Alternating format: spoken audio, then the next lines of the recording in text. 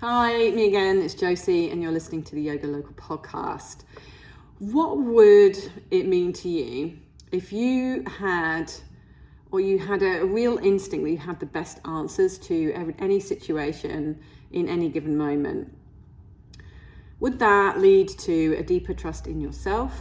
And would it give you a deeper trust in the nature of creative intelligence? So things to contemplate. You're listening to the Yoga Local podcast, and today we are diving into the topic of Bhavana, a Sanskrit term, but also a concept that starts to help us to move into our ability to unlock our creative power, with the aim of enhancing our spiritual connection. Because after all, guys, that is what yoga is about. It's about moving ourselves towards a greater sense of self and connection to all things. So this is a really interesting teaching, and trust me, it will help you to transform your life. It's going to take your practices to the next level. If you're still hanging around expecting a downward dog or a gate pose or a headstand to move you into a state of higher awareness, you are wasting your time and energy.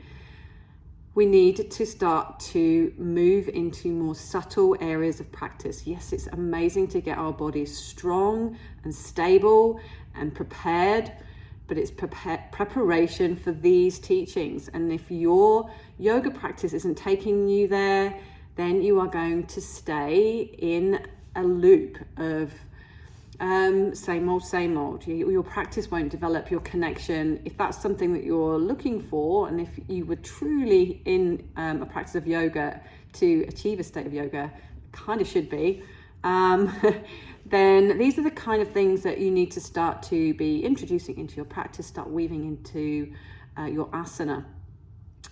So stick around, because by the end of this session, you'll know exactly what Bhavana is. I pretty much believe that not many yoga teachers are giving you this extra juice. So stay tuned.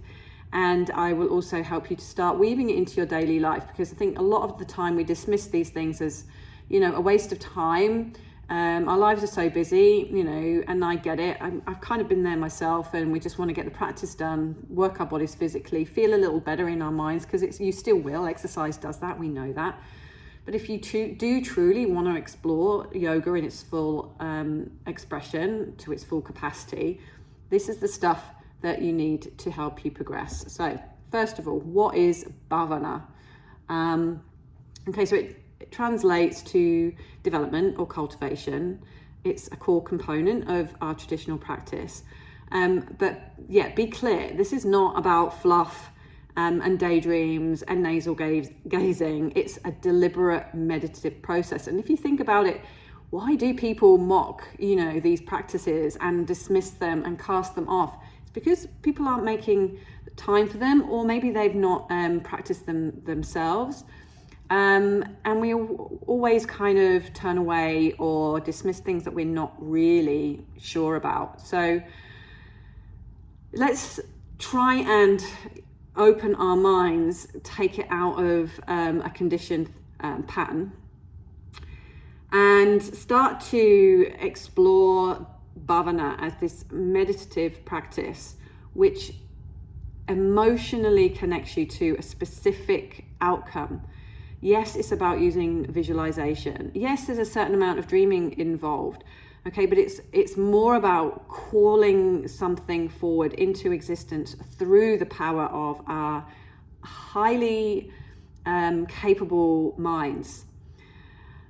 It's about turning your mind into this laser focused piece of technology, a creative machine with the power. When you put emotion behind anything, it's going to have an extra layer of oomph.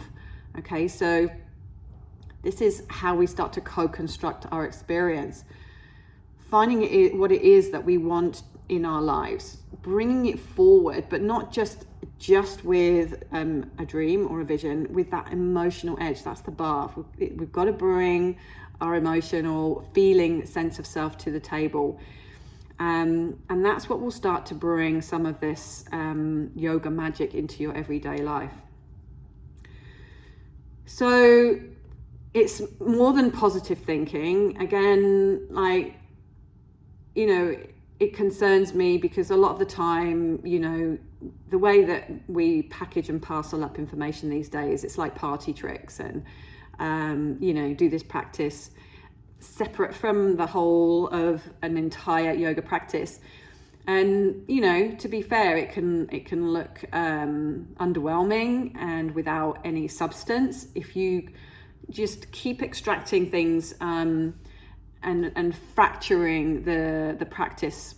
So you may have come across, you know, individuals working with positive thinking, but this is more than that. It's a transformative process. And what it does, and the reason why, is because it's not all about working in the realm of the mind and the intellect. What we're doing is we're starting to bridge that gap between mind, intellect, and creative power, creative intelligence, right? This universal intelligence that flows through all things, including you. So this is a practice that starts to bridge that gap. Okay, so what we would consider bridging that gap between, you know, just going through the motions, being everyday, mundane, normal existence, and then tapping into divinity, spiritual awareness, creative intelligence. And it's that bridging that gap that then enables you to step into that intelligence and start to manifest your desires. So it's using the whole package, right? Just for a moment, imagine being able to bridge that gap. By doing this work, you're not just hoping for change, you know, just rattling out mindless affirmations. There's more behind it, and that is what's going to give you that power to actively co-create your reality. Okay, so it's a little out there, but as I always say, the deeper you get into yoga, the weird it gets. But if you're working through the practices in a way that you've arrived at this point, you're ready for this point, this will make absolute sense to you. So let's just talk about the mechanics of Bhavana. We'll just break it down into little bite-sized pieces. So first of all, we have to have that idea that, you know, the mind is you know, all about the intellect. So we have to, first of all, appease that part of the mind that wants the kind of material side of what it is that we're going after. It wants the intellectual aspect of what it is that we are trying to create or achieve. So you have to find that idea.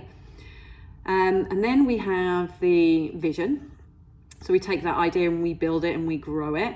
And that becomes a mental image or a scenario that we can really visualize and bring into our mind's eye vividly and passionately. And then we start to work with that passion and the feeling aspects of the third aspect, and we get that emotional connection, and we start to resonate with that vision. We start to bring in the frequency and the energy that's going to allow that vision and idea to unfurl and unfold. So these all work together, and they bring together this powerful force that can start to bring your visions to life. You know, if you're in the right frequency, then the situations that you need to bring in your vision, the people, you know, those kind of coincidental moments, those introductions that we get, things landing just right when we need them. You know, there's no such thing as coincidence. We're intentionally bringing ourselves into the frequency of that idea or that vision coming to life. And the emotional quality of that's the bhav, you know, which is the derivative of bhavana. And that's what gives us this unique power. You've got to bring the feels, guys. Otherwise it's kind of like, I always use the analogy of like, it's like, mind on sandpaper. There's no feeling, there's no glue, there's no juice, there's no honey, there's no sweetness to your practice. And this is what makes yoga, holistic. It's not just physical. There's mind, there's spirit. That's the whole idea. It's insane to me to not be exploring these deeper concepts. And we've only got one life. We haven't got time to waste. So if you're just like knocking out endless vinyasas and you're not exploring your capacity to direct your mind, direct your energy, co-create your experience, develop your emotional content, develop your connection to your spiritual sense of self, then what are you doing it for?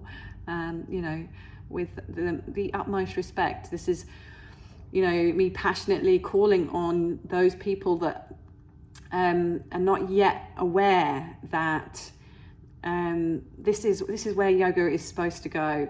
I encourage you to try and start to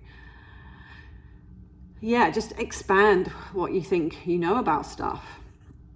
Okay, so this is not just thinking nice thoughts and doing something warm and fuzzy at the end of the day.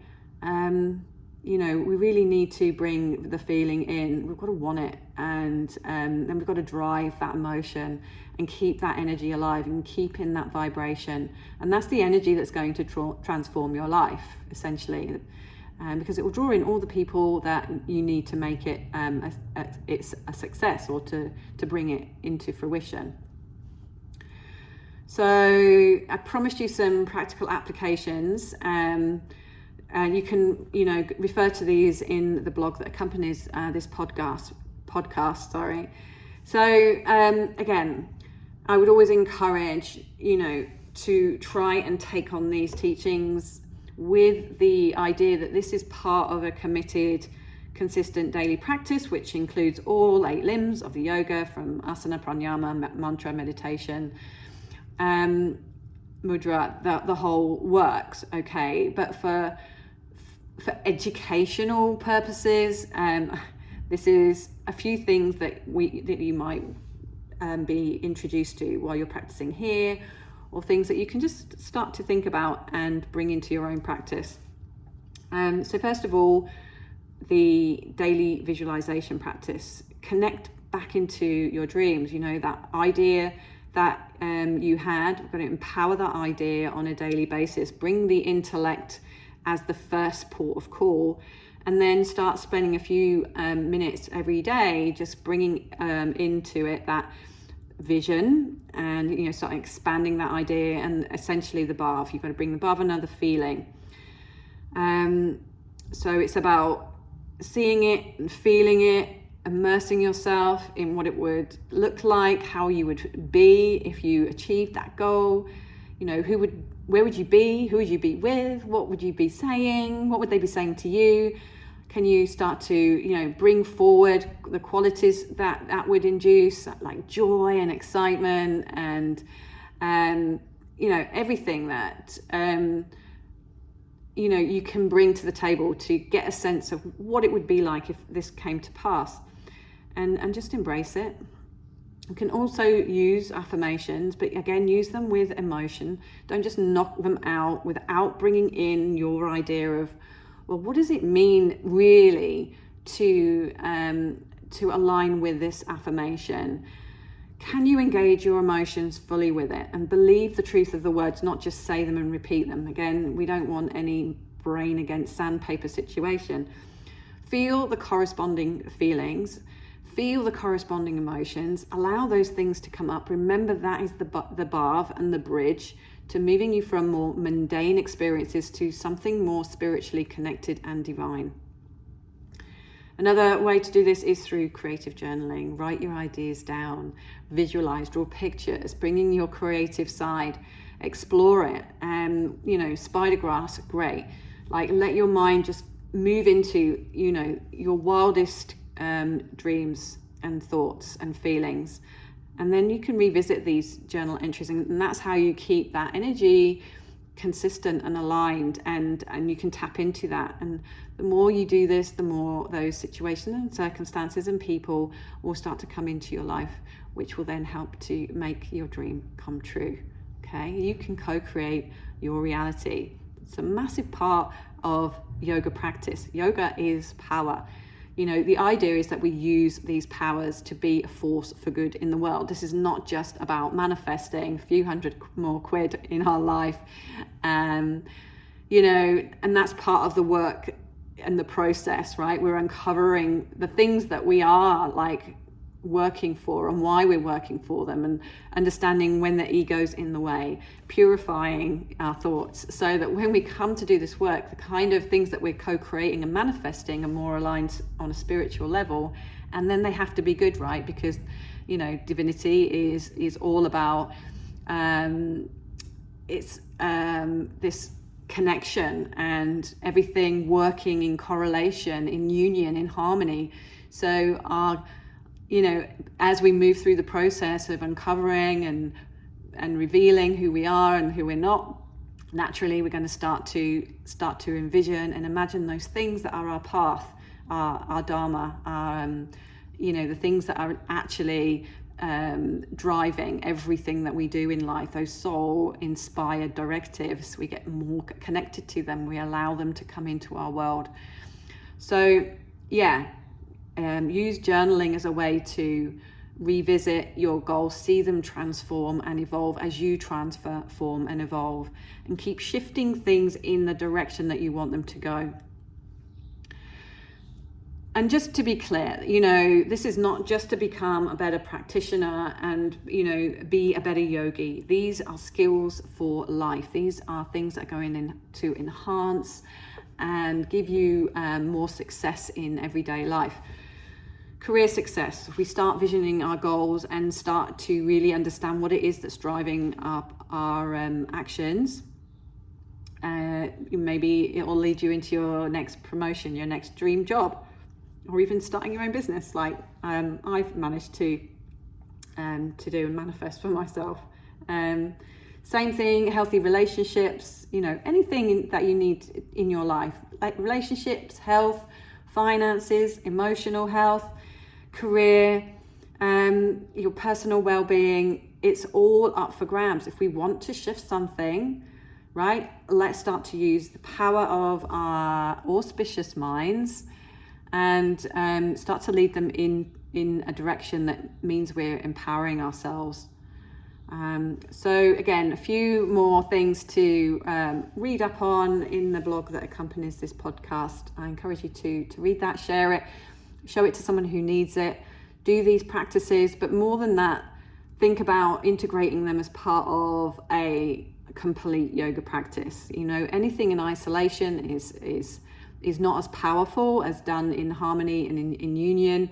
We want that mind, body, spirit union. That's when we'll get that full, powerful, co-creative experience going down. So yeah, you know, just trust in the process and trust that all the practices combined are all helping you to become the most amazing version of yourself, the highest version of yourself, and you know, the most powerful version of yourself. And you know, if your practice isn't doing that right now, then you know, these are things to explore, and I'm hoping that you are inspired enough to check it out. Just check it out with these podcasts. There's loads of podcasts. I've been doing this for a long time now.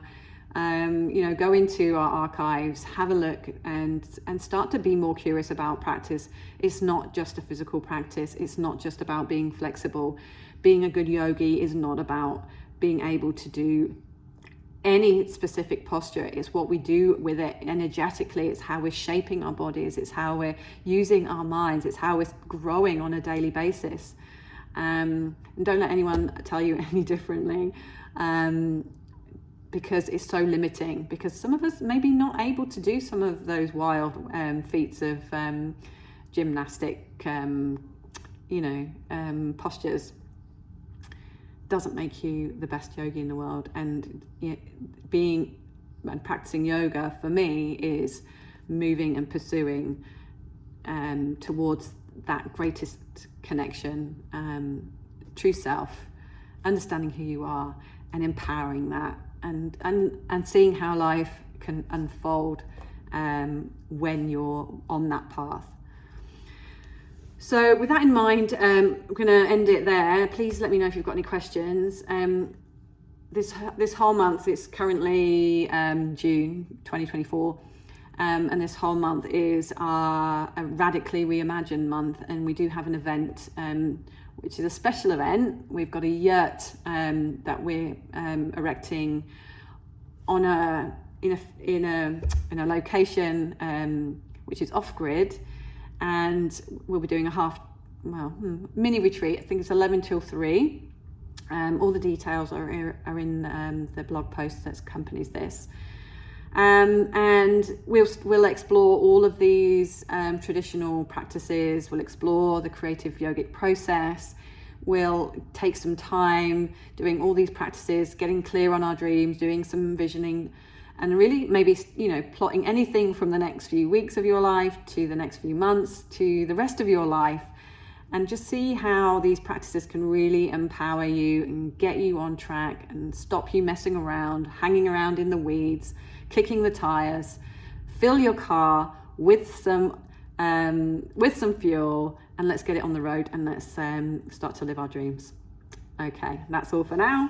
I'll leave you with that, and I'll see you on the next podcast. Bye for now.